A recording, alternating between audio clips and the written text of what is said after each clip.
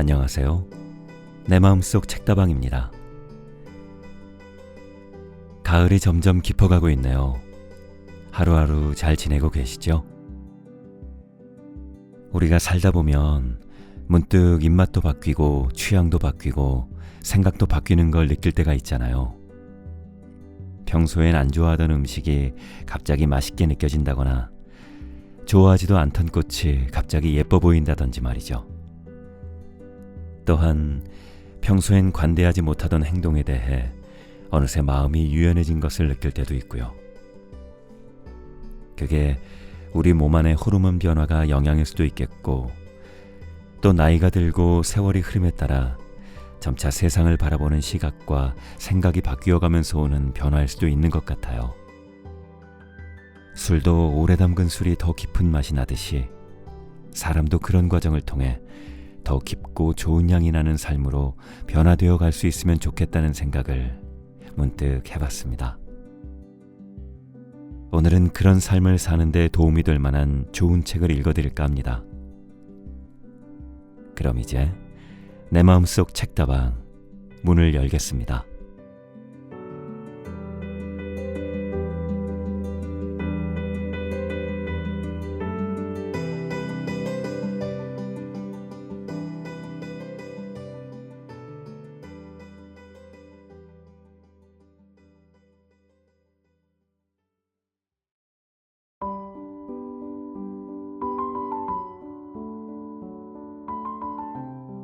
오늘 내 마음속 책다방에서 읽어드릴 책은 미린의 공방 지음 정민미디어에서 발행한 누구나 한 번쯤 읽어야 할 삼강오륜입니다.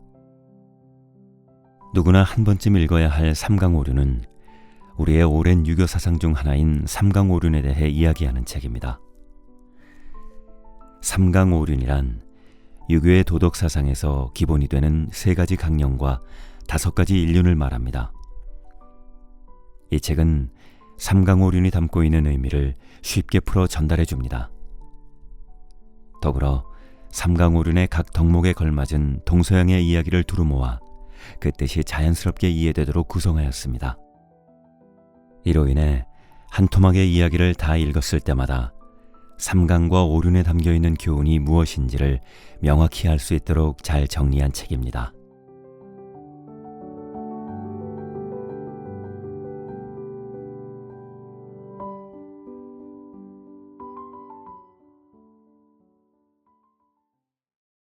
누구나 한 번쯤 읽어야 할 삼강오륜 미린의 공방 지음.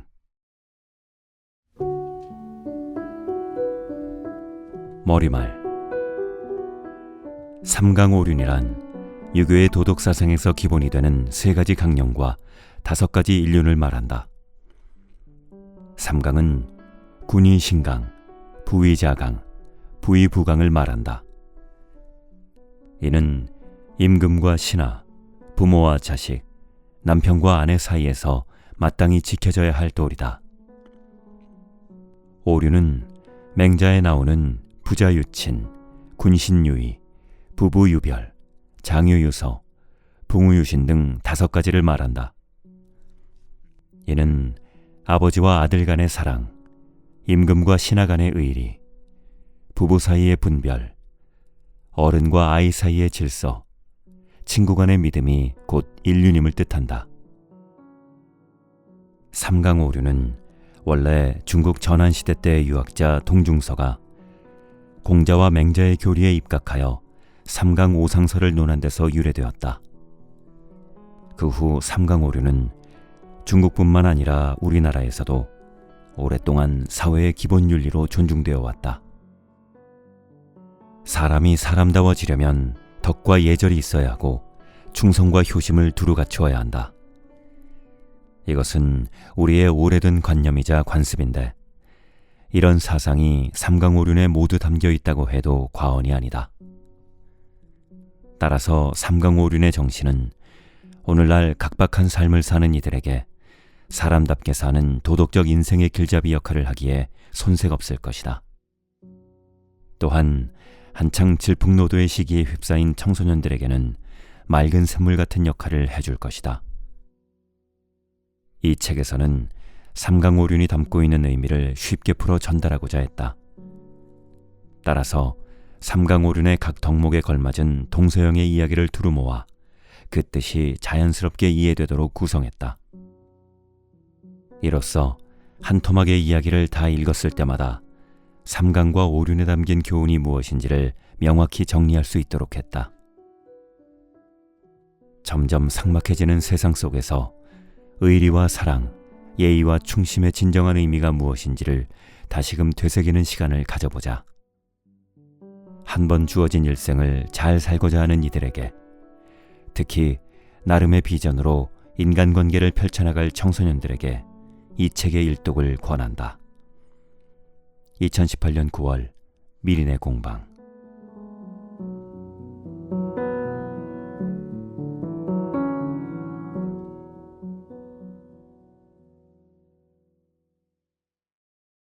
군위 신강.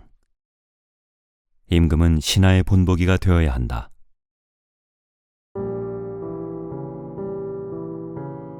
예로부터 태평성대를 이룬 임금은 훗날 성군으로 불리곤 했다. 임금 스스로 향락과 사치를 멀리하여 신하들에게 모범을 보이면서 태평한 나라를 만든 까닭이다. 거꾸로 폭군이 태평성대를 이룬 예는 찾아볼 수 없는데 폭군 밑에는 반드시 간신이나 모략군이 들끓었기 때문이다. 이러한 역사의 교훈은 오늘날에도 그대로 적용된다. 진정 일말의 사심도 없는 맑은 지도층이 나라를 이끈다면 그 밑에서 공무를 수행하는 사람들 역시 맑은 마음으로 일할 터인데 아쉽게도 우리에게는 그런 지도자가 별로 없지 싶다. 기업도 마찬가지다. 대표가 앞장서서 모범적으로 이끄는 기업은 아무리 경제 여건이 좋지 않아도 끝까지 살아남는다. 반면 비자금이나 챙기고 회사 자금을 마치 자기 지갑 속 돈처럼 여기는 대표의 기업은 반드시 망하고 만다. 이런 점에서 군위신강은 우리 모두가 바로 지금 더 절실하게 배워야 하는 교훈이다.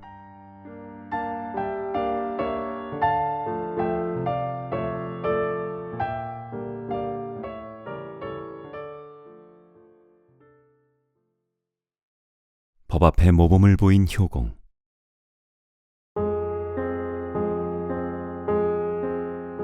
전국시대 때의 위나라 사람 상왕은 진나라 효공에게 발탁되어 재상을 지냈다. 당시 여러 나라를 흡수통일한 진나라는 나라 안팎으로 어수선했는데 그런 탓에 중앙에서 하달된 명령은 빈번히 하급에까지 미치지 못했다. 어느 날 상왕이 효공에게 아뢰었다. 지금 이 상태로는 나라를 온전하게 끌고 갈 수가 없습니다. 강력한 법치로서 나라를 다스리지 않는다면 앞으로 큰 혼란이 벌어질 것입니다. 효공은 상왕의 말에 고개를 끄덕였다. 나도 그리 생각하오.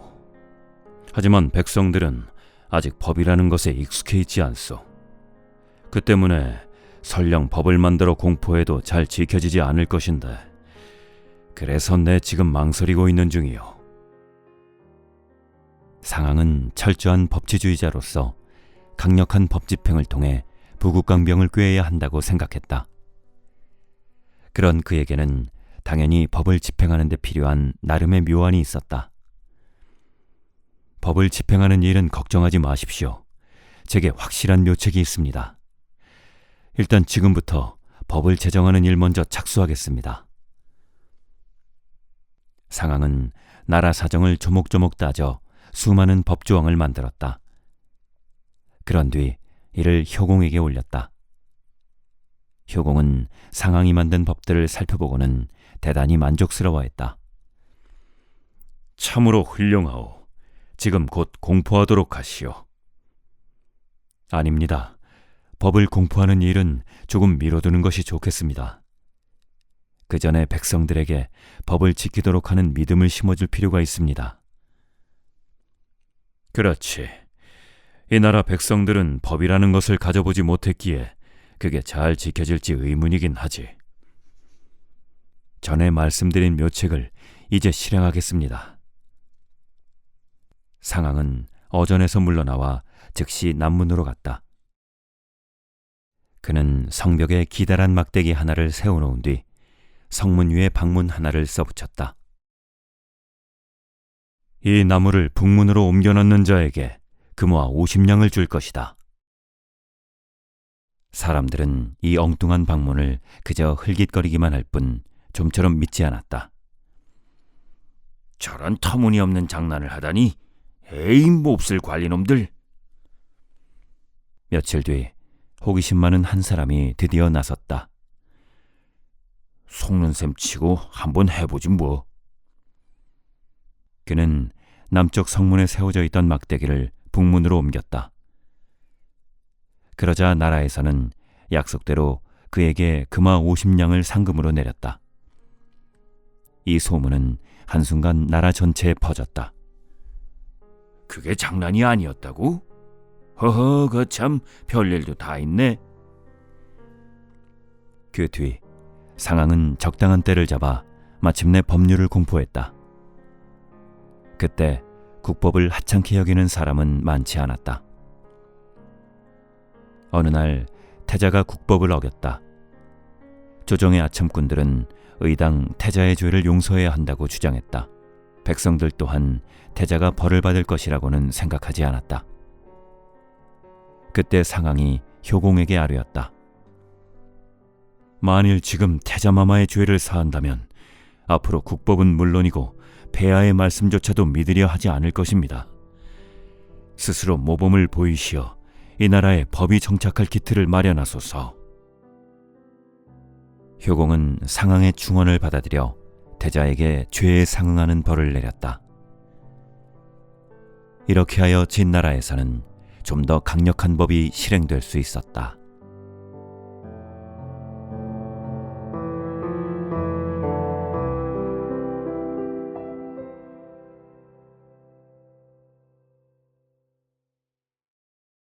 허수아비로 얻은 화살.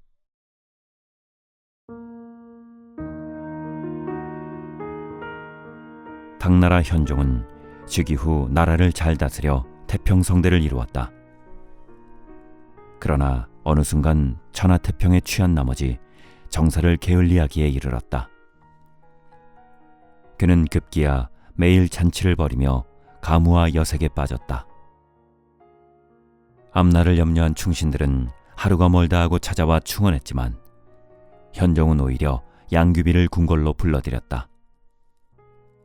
그는 양귀비 오빠들의 간계에 빠져 당시 병졸에 불과하던 안녹산을 등용하는 과오를 범했다. 이후 안녹산은 자신의 관할지에서 몰래 군사들을 훈련시켰고 훗날 15만 명의 대군을 움직여 역모했다. 이게 바로 안사의 난이다. 역모가 일어나자 전국 각 고을의 관리들은 역적과 맞서 싸울 생각은 하지 않고 그저 자기 목숨 부지하려고 내빼기 일쑤였다. 심지어 영악한 관리들은 아예 순순히 백기를 들고 나와 안녹산의 반란군에 가담했다. 반란군의 기세는 그야말로 파죽지세였다. 전국의 성 대부분이 한순간 안녹산의 수중에 들어가고 말았다. 그러나 난세에도 충신은 있는 법. 옹구성의 장군 장순이 바로 그런 인물이다. 반란군의 장수 영호전은 군사를 이끌고 옹구성을 포위한 채 항복을 강요했다. 하지만 장수는 성을 지키다가 장렬히 전사할 각오로 버티었다. 그는 반란군 진영을 바라보며 생각했다. 내 병력으로는 저들을 막을 수가 없다. 무엇보다 화살이 부족해서 제대로 싸울 수 없다. 이 일을 어찌하면 좋단 말인가. 어떻게든 부족한 화살을 속히 보충하여 저 역적들을 내몰아야 한다. 장수는 여러 시간 고심을 거듭한 끝에 마침내 묘책 하나를 떠올렸다. 지금 즉시 허수아비를 만들어라. 이 난리통에 갑자기 허수아비를 만들라니. 어안이 벙벙해진 병사들은 그러나 명령대로 급히 수백 개의 허수아비를 만들었고 허수아비들마다 검은 천으로 옷도 만들어 입혔다. 허수아비들이 모두 완성되었을 때 어둠이 내리깔리기 시작했다. 하늘이 나를 도우시는구나. 장수는 쾌재를 부르며 허수아비들을 모두 밧줄로 묶게 했다. 그런 다음 그것들을 성 위에서 아래로 길게 걸어놓도록 했다. 그 모습은 어렴풋이 반란군에 노출되었다. 아니 저게 뭐야? 감히 급습을 하겠다고? 영호조는 장순의 병사들이 성벽을 타고 내려오는 줄 알고 급히 명령했다. 화살을 퍼부어 저 어리석은 놈들을 모조리 죽여라! 이튿날 아침 영호조는 그제야 장순에게 속았음을 깨달았다. 성 밑에는 병사의 시체가 단 한 구도 없었다. 멀쩡한 화살을 수없이 허수아비에 꽂아 바친 셈이었다. 며칠 뒤 사위가 흐리멍덩한 밤에 장수는 검은 옷을 입힌 정예군 500여 명을 성 아래로 내려보냈다. 이 모습 역시 반란군의 눈에 띄엄띄엄 들어갔다. 또 속을 줄 알고? 이번에는 어림없다. 반란군은 이번에도 허수아비인 줄 알고 화살 하나 날리지 않았다. 사위는 갈수록 치륵이 되었고 그 틈을 타 500여 명의 정예군은 비호처럼 산을 넘었다. 그러고는 반란군의 진영을 급습하여 적을 타진했다. 이 소식을 전해들은 전국 각지의 관리들은 힘을 얻었고 이후 사력을 다해 반란군에 대항했다. 안녹산의 군대는 점차 힘을 잃더니 마침내 모두 진압되었다. 결과적으로 현종의 타락한 정치 때문에 수많은 백성과 관리가 고난을 당해야 했다. 현종은 간신들의 달콤한 말에 휩싸여 올바른 정사를 펼치지 못했는데 하루는 안녹산에게 물었다. 너는 어찌하여 그리도 배가 불룩한가? 대체 그 뱃속에는 무엇이 들어있는가? 안녹산은 주저없이 대답했다. 오직 충성심만이 가득 들어있을 뿐입니다. 이미 귀와 눈이 먼 현종은 호탕하게 웃으며 안녹산을 더욱 가까이 했고 그로써 훗날 수많은 사람의 피를 보아야 했다.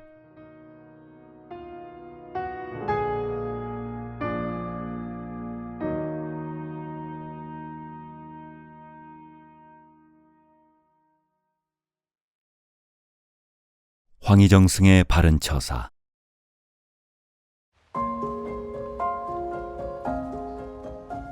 황희정승은 상황에 따라 적절하고도 당당한 처신을 하여 아랫사람들과 백성들에게 귀감을 보인 인물이다.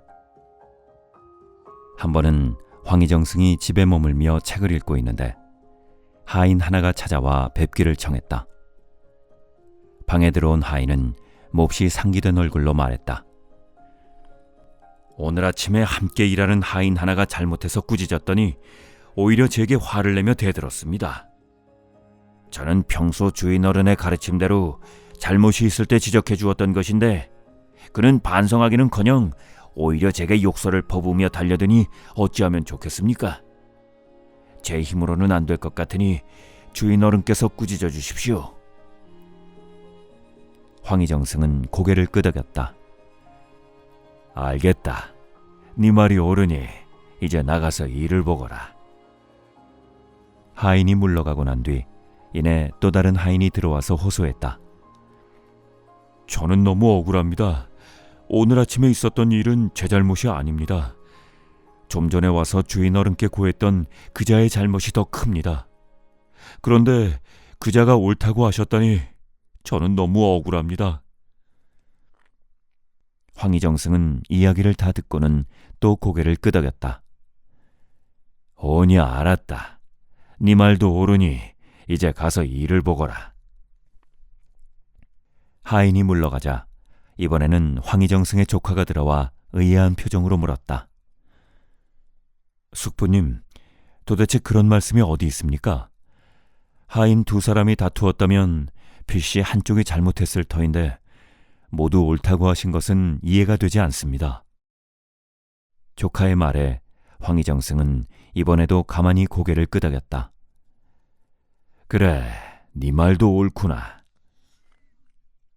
이처럼 황희정승은 사소한 집안일을 놓고 굳이 잘잘못을 따지려 하지 않았다.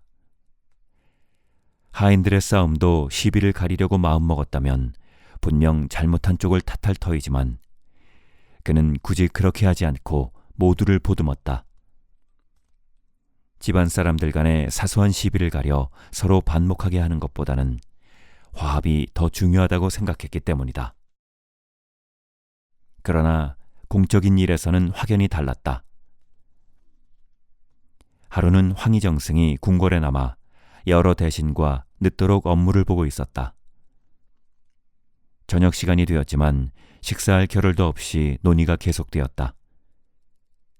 좀처럼 회의가 끝날 것 같지 않자 김종서는 잠시 밖으로 나와 자신의 하인에게 말했다. 오늘 집에서 저녁 먹기는 틀린 것 같구나. 그러니 얼른 집으로 가서 음식을 만들어 이리로 가져오너라. 여러 대신과 함께 먹을 것이니 음식을 넉넉히 마련하라 일러라. 잠시 후 김종서의 집에서 만든 음식이 궁궐 집무실로 들어왔다. 그러자 황희정승이 김종서에게 대로했다. 그대는 정녕 정신이 있는 사람인가? 궁궐 안에는 엄연히 예빈 씨가 있거늘 어찌하여 사사로이 자기 집에서 음식을 만들어 온단 말인가? 예빈 씨, 조선시대 국가의 손님을 대접하고 왕의 종친들과 재상들에게 식사를 제공하던 관청. 황희정승은 김종서의 잘못된 행동을 국법으로 다스리겠노라고 엄포를 놓았다. 이처럼 황희정승은 집안일과 달리 나란 일은 지극히 엄정히 임했다.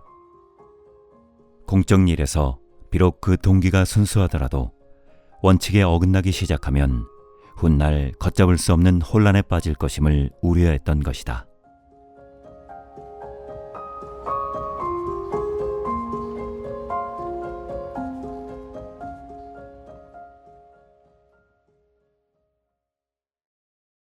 황금의 눈이 먼 미다스.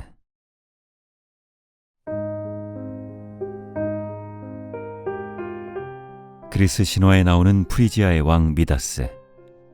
그의 아버지이자 선왕 고르디아스는 원래 농부였는데 느닷없이 백성들의 추대를 받아 왕이 되었다. 고르디아스가 왕이 된 데는 다소 우스꽝스러운 일화가 있다. 예로부터 프리지아에는 그들의 왕이 마차를 타고 올 것이라는 예언이 있었다. 그러던 어느 날 고르디아스가 자기 식구들을 마차에 태우고 프리지아 지방을 지나가게 되었는데 갑자기 사람들이 몰려와 그를 왕으로 받들었던 것이다. 세월이 흘러 미다스는 아버지의 뒤를 이어 왕위에 올랐다. 미다스는 프리지아의 백성들을 편히 살게 하는 한편 여러 신을 공경하며 나라를 잘 이끌어갔다. 하루는 농부들이 술에 취한 노인 한 사람을 끌고 왔다. 그는 주신 디오니소스의 스승이자 양아버지인 실레노스였는데 술을 마시고 길을 잃어 프리지아 땅까지 들어오게 된 것이었다.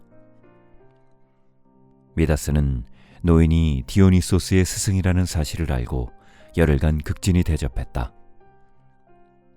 열 하루째가 되는 날 미다스는 노인을 디오니소스에게 데려갔다. 디오니소스는 매우 반가워하며 미다스에게 말했다. 내가 그대에게 은혜를 입었으니 그 보답으로 한 가지 소원을 말하면 들어주겠다. 진정으로 바라는 것이 있다면 말해보라. 미다스는 처음에는 몇 번 겸손하게 사양했으나 점점 마음이 바뀌어 결국 소원 하나를 말했다. 제 손에 닿는 모든 것을 황금으로 변하게 해주십시오. 너무나 황당한 소원이 아닐 수 없었다. 그것은 한순간 발동한 사욕으로 자신뿐만 아니라 프리지아 백성에게도 나쁜 일이 될 것이었다. 디오니소스는 미다스에게 다시 한번 물었다. 그것이 진정 그대가 바라는 소원인가? 미다스는 주저하지 않고 대답했다. 예, 그렇습니다. 훨씬 더 나은 소원이 얼마든지 있을 텐데 이런 선택을 하다니 참으로 유감스럽도다. 결국 디오니소스는 미다스의 소원을 들어주었다. 미다스는 매우 기뻐했다. 하지만 미다스는 자신에게 주어진 기회를 제대로 활용하지 못하는 운명을 타고났다. 그는 불행하게도 그 사실을 까맣게 모르고 있었다. 프리지아로 돌아온 미다스는 디오니소스의 말이 사실인지 확인하기 위해 정원의 참나무 가지를 한번 꺾어 쥐었다. 그의 손이 닿은 나뭇가지가 일순간 황금으로 변해버렸다. 오, 이런 일이 주신의 말이 사실이었구나. 그는 땅바닥에 널브러진 돌멩이를 집었다. 그러자 돌멩이가 황금덩이로 돌변했다. 그는 닥치는 대로 이것저것을 만졌다. 사과를 만지면 황금 사과가 되었고 들판에 벼이삭을 한 줌 쥐면 황금 나달이 되었다. 기적 같은 일이 눈앞에 펼쳐지자 미다스는 좋아서 어쩔 줄 몰라 했다. 그는 왕실의 기둥을 만져 황금 궁전으로 만들고 자신의 침대 또한 황금 침대로 만들었다.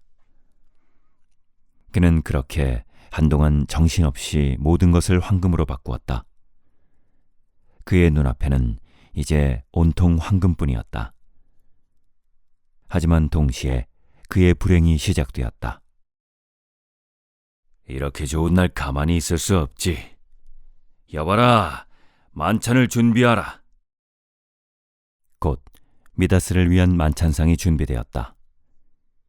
그는 우선 먹음직스런 빵 하나를 집어들었다. 그런데 이게 어찌 된 일인가? 말랑말랑한 빵이 금세 딱딱한 황금빵으로 변해버렸다. 그는 아쉬워하며 빵을 내려놓고 포크로 고기를 찍어 입안에 넣었다. 그러나 입속의 고기마저도 딱딱한 황금으로 변해 이내 뱉어야 했다. 이런, 포도주라도 마셔야겠다. 미다스는 디오니소스가 선물로 준 포도주를 마시려고 했다. 그러나 포도주마저 그의 입술 사이로 들어가자 금덩어리가 되어버렸다. 엄청난 부자가 되었지만 그는 아무것도 먹을 수가 없었다.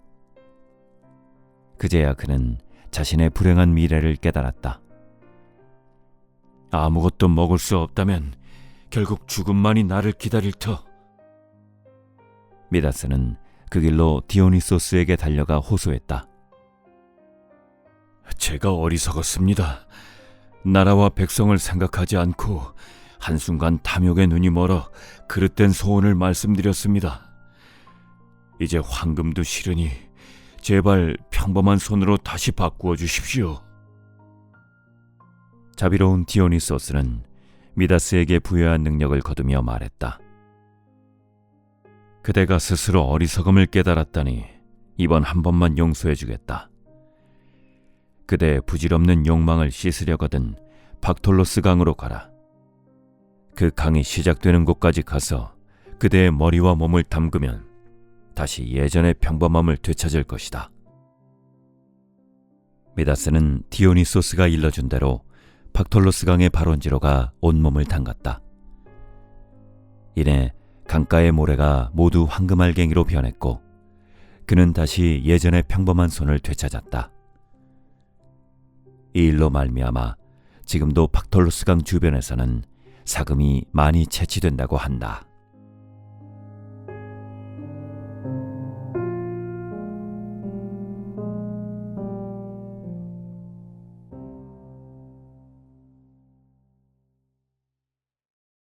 엽전 한 냥의 의미.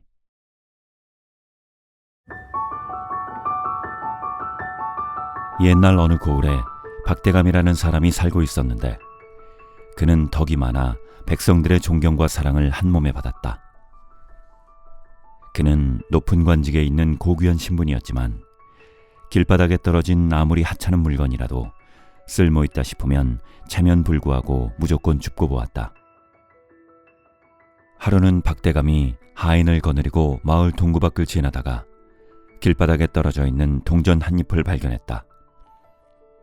역시나 그는 얼른 엽전을 주워들었다. 그 엽전은 한쪽 귀퉁이가 떨어져 나간 것이었다. 그는 온전치 못한 엽전을 하인에게 건네며 말했다. 지금 대장간으로 가서 이 엽전을 깨끗하게 땜질해 오너라. 하인은 엽전을 들고 얼른 대장간으로 달려갔다. 얼마 뒤 하인이 말끔히 마감한 엽전을 박대감에게 건네며 말했다. 대감마님, 궁금한 게 하나 있습니다. 그래, 말해보거라. 방금 대장간에서 이 엽전을 고치느라 성냥의 수리비가 들었습니다. 한량을 선보려고 성냥을 쓴다는 건 분명 손해인데 대감마님께서는 어찌 제게 그런 일을 시키셨는지요? 박대감은 진지한 표정으로 대답했다.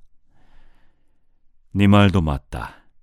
하지만 성냥을 주고서라도 이 엽전을 고쳐 쓴다면 작게는 내 돈 한 냥을 살리는 것이고 크게는 이 나라 전체의 돈 가운데 한 냥을 살리는 일이 된다. 못 쓰는 엽전이라도 그냥 버리면 결국 나라의 돈 한 냥이 줄지 않겠느냐. 그래도 대감마님께서는 여전히 두 냥을 손해보는 일이 아닙니까? 꼭 그런 것만도 아니다. 이 엽전이 다시 쓰일 수 있게 했으니 작지만 나라의 재정이 그만큼 낭비되지 않았고 또 대장장이도 수입이 늘었으니 크게 모아서는 나라 경제에 득이 되지 않았느냐. 이 모든 것을 엽전 성냥을 주고 이루었으니 어찌 손해라고만 할 수 있겠느냐. 하인은 비로소 감탄하며 고개를 끄덕였다. 이처럼 박대감은 아랫사람들에게 손수 모범을 보이며 유익함을 줌으로써 늘 존경을 받았다.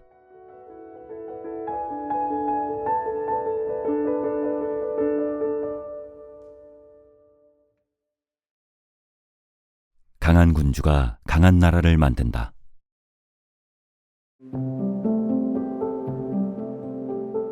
중국 전국시대 때 위나라의 문후는 나라가 강대해지기 위해서는 정예군사뿐만 아니라 백성들도 기본적으로 무기를 다룰 줄 알아야 한다고 생각했다.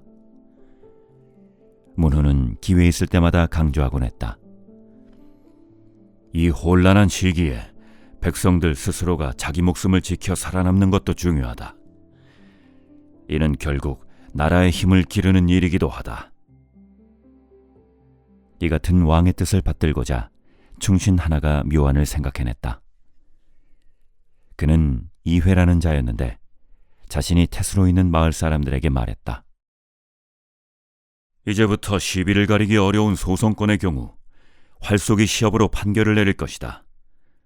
즉, 한 번씩 쏜 화살 중 누구의 것이 더 관역에 가까운지 그것으로 옳고 그름을 따질 것이니 모두 그리할라. 이후 마을 사람들은 누가 시키지 않았는데도 틈틈이 활쏘기 연습을 했다. 그렇게 마을 사람 모두에게 활쏘기는 일상이 되었다. 이는 곧 다른 마을에까지 퍼져 마침내 나라 안의 모든 백성이 활을 다룰 줄 알게 되었다. 그러던 어느 날 진나라가 위나라를 공격해 들어왔다. 그러나 진나라는 위나라에 참패하고 물러났다. 그 어느 지역을 공격해도 백성들이 피난할 생각은커녕 도리어 모두 활을 들고 나와 대항했기 때문이다. 문후가 생각한 바대로 백성들은 스스로 강해졌고 마침내 나라 또한 강해진 것이다.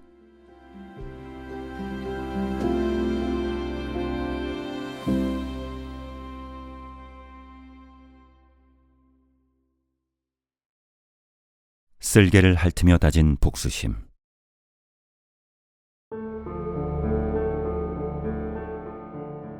오나라의 왕 부차가 마침내 새 노비를 자신의 궁궐에 들였다. 그 노비는 바로 오나라와의 전쟁에서 패한 월나라 왕 구천이었다.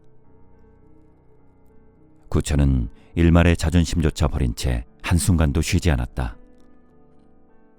비록 예전에는 왕이었지만 그 모든 것을 잊고서 오로지 말에게 먹일 여물을 썰고 물을 깃고 마당을 쓰는 일에만 열중했다. 구천은 3년간 부처에게 충성을 다했고 마침내 부처는 구천을 풀어주었다. 완전히 노비 생활에 젖어버렸으니 이제 더는 그 몸으로 내게 대항하지 못할 것이다. 구천은 오나라로 돌아오자마자 복수하기 위해 작은 것부터 하나씩 준비해 나갔다. 우선 폐허가 된 나라를 살리기 위해 전국을 돌아다니며 인재들을 모았다. 한편 군사를 훈련시키는데도 엄청난 노력을 기울였다. 또한 백성들에게 모범을 보이고자 몸소 밭에 나가 일했다. 몇 년 뒤 월나라의 국력은 급격히 신장되었다. 그러나 구천은 한순간도 긴장을 풀지 않았다. 그는 밤마다 지프로 만든 돗자리를 깔고 잤는데 수시로 방에 걸어둔 쓸개를 핥으며 부차를 향한 복수를 다짐했다. 여기서 나온 말이 바로 와신상담이다. 그렇게 20년이 흘렀다. 이제 월나라는 막강한 힘과 재물을 가진 나라로 성장했다. 하지만 오나라는 그 반대였다. 오나라 왕 부차는 수많은 여인을 거느리며 방탕한 나날을 보냈다. 구천은 이를 알고 월나라에서 최고 미인인 서시와 정단이라는 여인을 부차에게 보냈다. 오, 역시 나에 대한 충성심은 변함이 없구나. 부차는 여전히 우월감에 젖어 있었다. 그는 두 여인의 미모에 빠져 매일 향락을 즐겼다. 얼마 뒤 구천은 다시 우람한 나무를 베어 기술 좋은 목수를 딸려 부차에게 바쳤다. 부차가 고소대라는 휘황찬란한 궁전을 증축한다는 소식을 들었기 때문이다. 그야말로 부차는 곱비 풀린 망아지였다. 주색에 빠져 정사를 소홀히 하는 부차에게 충신들이 바른 말로 간하기도 했으나 듣지 않았다. 오히려 전하제패의 야망만 앞세워 주변국을 공격하라 닥달하면서 정작 자신은 방탕한 생활을 계속했다. 마침내 구천에게 복수의 기회가 왔다. 오나라에 지독한 가뭄이 든 것이다. 들판의 곡식은 거의 말라 죽고 얼마 지나지 않아 곡물 창고마저 바닥났다. 지금이야말로 공격할 때다. 구천은 즉시 오나라로 쳐들어갔다. 오나라는 이제 월나라의 상대가 될 수 없었다. 구천은 부차를 붙잡아 고소대에 가두었다. 얼마 전까지만 해도 부차 자신이 연회를 베풀며 즐기던 곳이었다. 하루아침에 천하의 웃음거리가 된 부차는 결국 초라한 신세를 더는 견디지 못한 채 자결했다.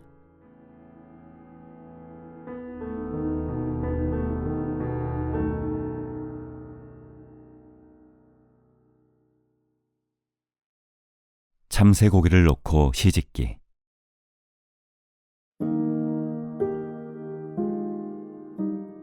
참새고기를 놓고 시집기. 옛날에 고약한 심보를 가진 최부자라는 구두쇠 노인이 살고 있었다. 그는 하인을 수십 명씩 거느리고 있었지만 그들에게 모범을 보이기는커녕 어떻게 하면 세경을 한 푼이라도 덜 줄까 궁리했다. 폭설로 세상이 뒤덮이다시피 한 어느 겨울 아침, 최부자는 하인 한 명을 거느리고 사냥에 나섰다. 이렇게 눈이 많이 쌓였으니 제 아무리 빠른 토끼도 쉽게 도망가지 못할 것이다. 최부자는 입을 실룩거리며 비열하게 웃었다. 하인과 함께 멀리 산밑 들판으로 나간 최부자는 덫을 놓고 토끼가 나타나기만을 기다렸다. 하지만 오전 내내 토끼는 그림자도 보이지 않았다. 어느덧 점심때가 되었다. 최부자는 슬슬 배가 고팠으므로 준비해온 주먹밥을 꺼냈다.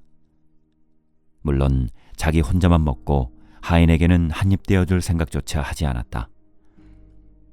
지독한 늙은이 같으니 밥 한 톨 안 주다니. 하인은 최 부자가 야속했지만 대놓고 불평할 수는 없었다. 오후 들어서도 토끼는 덫에 걸려들지 않았다. 그저 눈먼 참새 한 마리가 덫에 걸렸을 뿐이었다.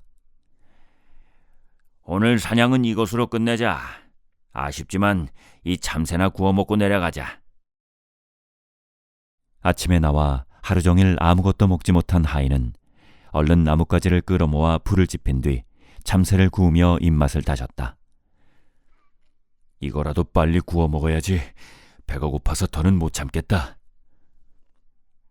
참새 고기가 익어가자 하인은 코를 벌름거렸다. 맛있는 냄새가 솔솔 풍기자 최 부자는 슬슬 딴 마음을 품었다. 고기가 다 익으면 하인과 똑같이 나누어 먹을 생각이었으나 기막힌 냄새가 코를 찌르자 그 못된 욕심이 발동한 것이다. 머슴 주제에 감히 주인이랑 같이 고기를 뜯을 순 없지. 어떻게든 나 혼자 먹어야겠는데. 최 부자는 참새 고기를 독차지하려고 머리를 짜냈다. 우린 내기를 해서 이긴 사람이 이 고기를 다 먹기로 하면 어떻겠느냐? 내기요? 그래, 한 점밖에 안 되는 참새 고기를 나눠 먹어보아야 성에 차겠느냐? 마침 눈도 오고 애쓰니 설경을 소재로 시 한 수씩 짓기로 하자. 최 부자는 무식한 하인이 시를 짓지 못한다는 약점을 이용해 엉뚱한 내기를 제안한 것이다. 저 영감의 욕심은 끝이 없구나. 그래, 어디 한번 두고 보아라. 하인은 주인을 골탕 먹일 요량으로 흔쾌히 내기 제안에 응했다.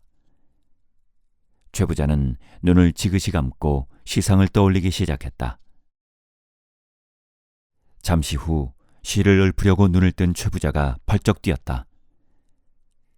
참새고기가 감쪽같이 사라졌는데 그가 눈을 감고 있는 동안 하인이 날름 고기를 먹어치운 것이다.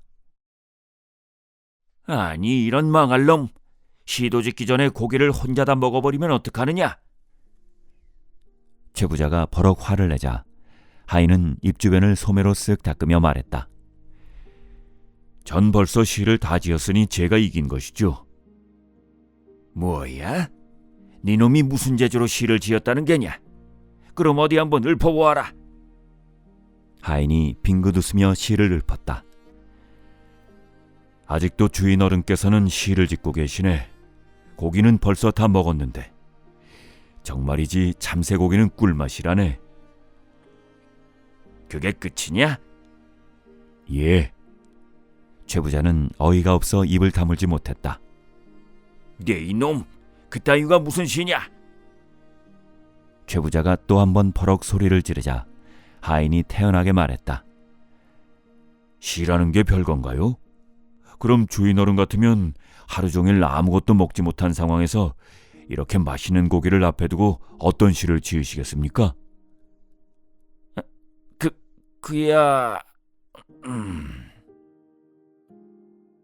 최 부자는 마땅히 대답할 말이 없어 뒷말을 얼버무렸다. 자기 꾀에 넘어간 최 부자는 씁쓸한 표정으로 입맛만 다셔야 했다.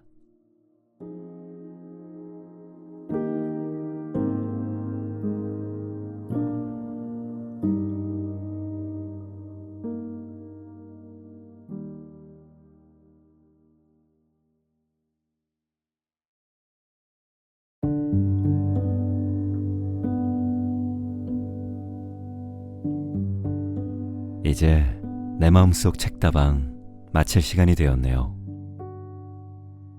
어릴 적부터 많이 들어왔던 삼강오륜에 대한 의미와 그 뜻을 오늘 좀 더 자세히 알고 나니 그때는 별 의미 없이 느껴졌던 내용들이 이제야 비로소 가슴에 담겨지는 것을 느꼈습니다.